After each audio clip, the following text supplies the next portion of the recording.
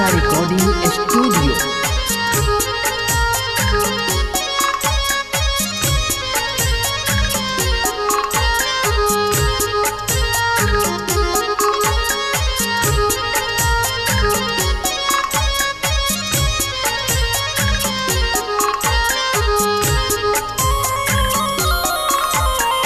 एक रंग लूटे बाबा हो कपिलेश्वर, एक रंग लूटे बाबा हो कपिलेश्वर, एक रंग लूटे बाबा हो कपिलेश्वर, एक रंग लूटे झूलाल हो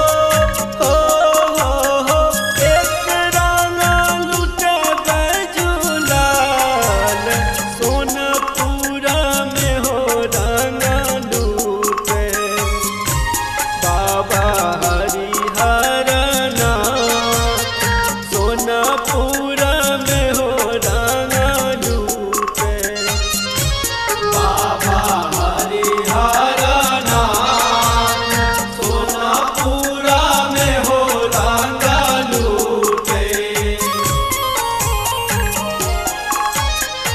रिकॉर्डिंग बाय अपन मिथिला रिकॉर्डिंग स्टूडियो।